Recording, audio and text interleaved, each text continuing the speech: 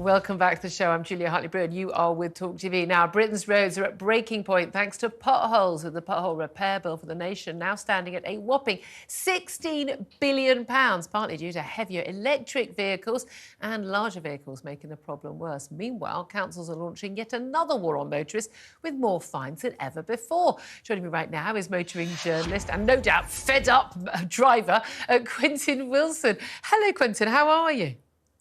Fine, thank you, Julie. Lovely to see you. Probably all right, as long as you haven't driven over a pothole today. The pothole problem has been an issue, I mean, for so many years in this country. Are we uniquely bad at repairing potholes? I think you've got to remember, we went through 2 decades, didn't we, of four wheels bad, two wheels good. And our roads were underinvested and neglected. And that's the reason why they're the crumbling ruin they are now. I think, we need to admit that they are critical infrastructure without which the country can't function and we can't be productive. When you see shots like that, I mean, there's a public safety issue there, isn't there? So it's about political will. But remember, back in the 2000s, John Prescott said, I'm going to get 10% of the population on public transport and we mustn't build any more new roads because more people will use them.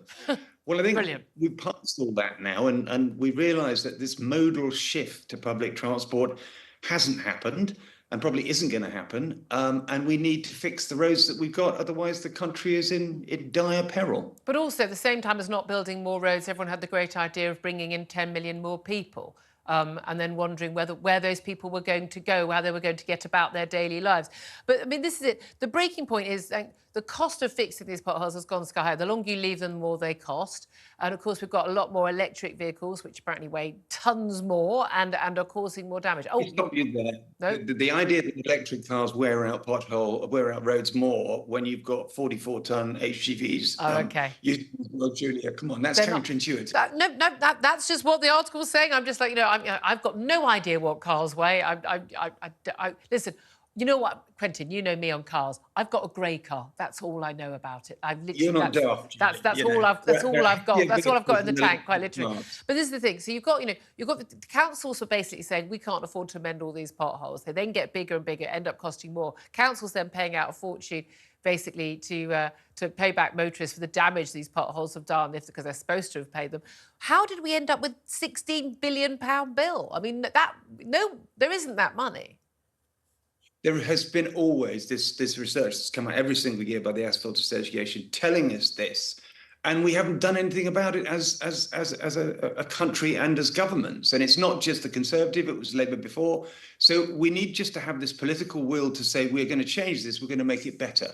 And also we need to look at better surfaces, and we can't just carry on putting a splodge of tarmac in a hole as we have done for decades and decades, then watching it degrade in a matter of months and then doing it again or not doing it again.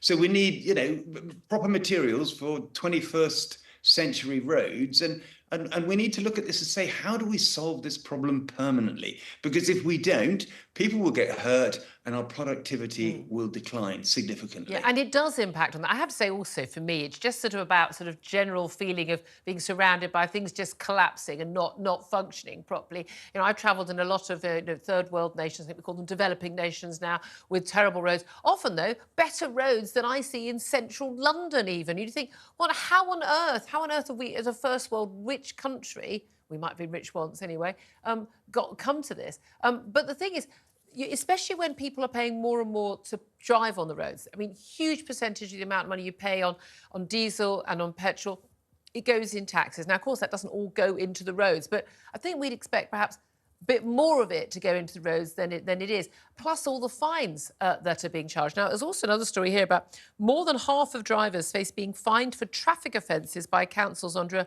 what's been called a new war on motorists. 85 of England's 152 highway authorities now have the power to fine drivers up to £70 for traffic violations like getting caught in a yellow box, making an illegal U-turn, driving in a bus lane when not permitted.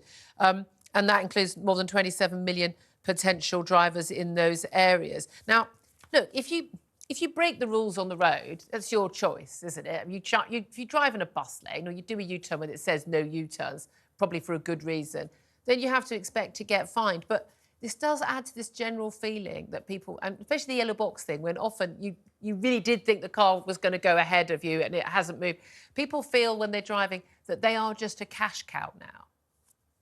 They do. And I mean, it's not surprising, really, when you've got these councils that are clearly trying to raise revenue. It doesn't improve road safety if your wheel is slightly on a yellow line in a box, as I've had, and you get the ticket through and you think, do you know, this really isn't fair. And you understand that this is just about money.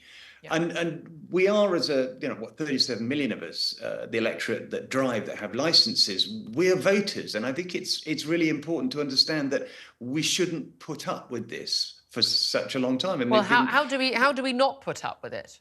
well, you kind of go with the party that says, look, they are going to help, but shows they're going to help. And some of the stuff that I hear from the Conservatives seems a little like empty rhetoric when they've been in charge for things for so long. Yeah. And I want somebody who understands about roads and cars and fuel and electric cars, who knows their stuff, who can have a conversation with me eye to eye. And I know that person is actually informed, intelligent, and learning. Well, you'll have to try someone other than me, because I definitely can't do that. Quentin Willson, thank you so much. Great to talk to you.